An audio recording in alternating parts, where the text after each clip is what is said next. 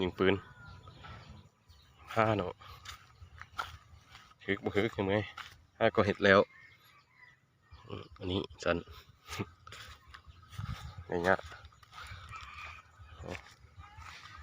ยืน4.50 เมตรลองเบิ่ง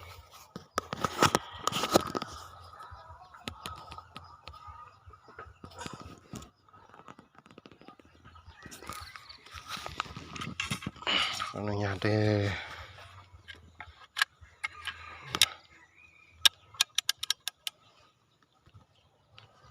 คุยกันเลยเนาะ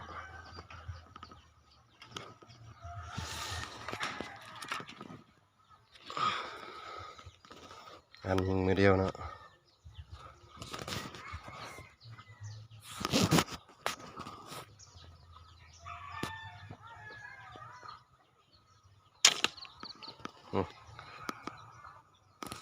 ไปเบิ่งเนาะบริจัดต่อบริจัดซากเลยนี่ละเป่า3 นิ้วนี่ลองเป่าน้อยฮันเนาะ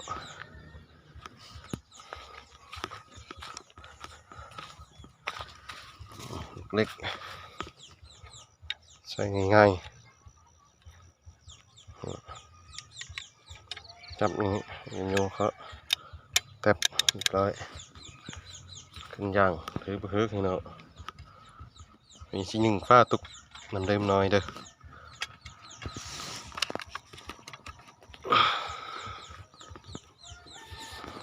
ระยะยืน4 เมตร 5 เมตร 4.50 เมตร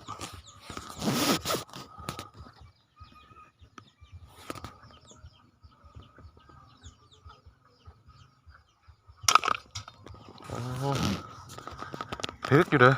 แต่มันบ่เสียบเนาะนี่ตอนนั้นฟ้าอยู่นี้เนาะ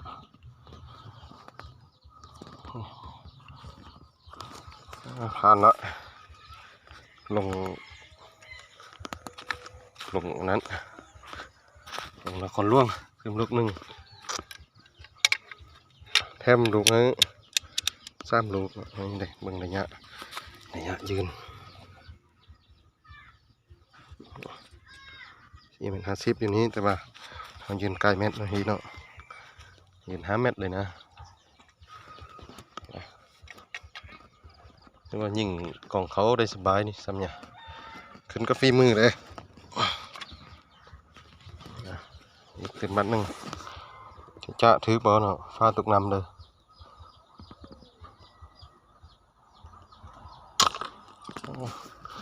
นี่เป็นน้ำบักควักแห้งเอาลูกเก้ายิงมาควักแห้งหมดดิ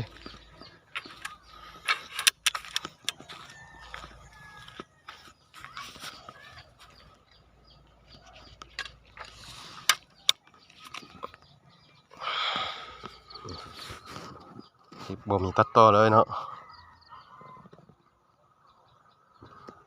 นี่ตรงเป่าเลยตกต่ำลูกนี้นะคนที่เบิ่งเบ็ดกัน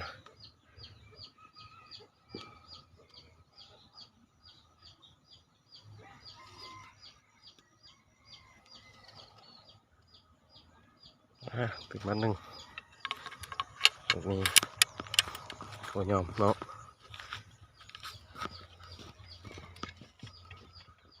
แต่ว่าผ่านแล้วเพราะว่าไปยิงสันตอกซื่อๆเนาะ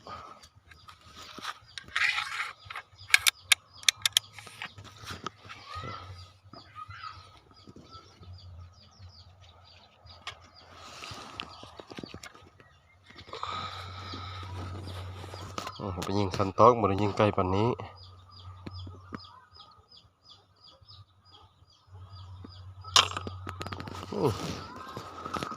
คนมือนิ่งห่อนะเนาะ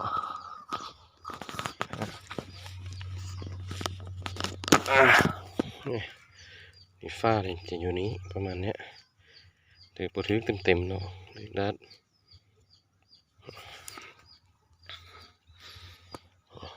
ไป 80 เซนงานมือร้อนๆเลยยาว80 เซนระยะยิง